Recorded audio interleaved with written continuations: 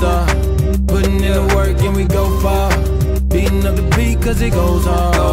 I'm out of here like an all-star. All-star, you an all-star. They put me on the field and you don't start. Ain't tryna walk the line, I'm an outlaw.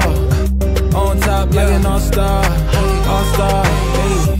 First in line, I'm the go-to. Get the call, I can show you. Don't blink, it's like lightning. Hitting light speed, hey. MVP status still going up. I can tell you, but it's better showing ya. Dropping bombs on them, that's how we keep blowing up. Whole stadium turned up, going up like an all-star.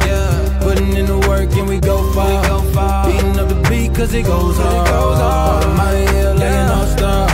All-star, you an all-star. They put me on the field and you don't start. Ain't tryna walk the line, I'm an outlaw. On top like an all-star. All-star, play the game how it's supposed to be. With a light, you ain't seeing me. Ain't no room for a runner-up. Stay out my way cause you know. Notorious. So what's up mga homies? So nandito na naman tayo sa Notorious Motorsports. So another project na naman tayo. So ngayon, may ginawa tayo na Challenger RT. So ano ba to? Ginawa natin.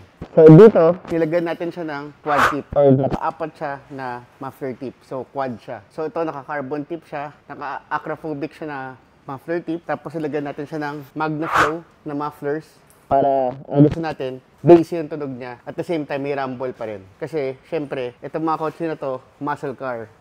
So, ito yung ginawa natin. Nilagyan natin siya ng pipings. Tapos, X-pipe, syempre, para nag-rumble yung tunog niya. Tapos, ito yung pinaka-piping niya. Yan. Tapos, nilagyan natin siya ng flexible pipe para maiwasan yung vibration. Tapos, tinanggal na rin natin yung dalawang catalytic converter niya. So, ayun yung dalawang catalytic converter niya. So, pinalitan natin siya ng pinaka-downpipe. So, ito yung mga sensor niya, nakakabit pa rin. So, ang purpose natin dito, medyo maingay at medyo bassy yung tunog niya.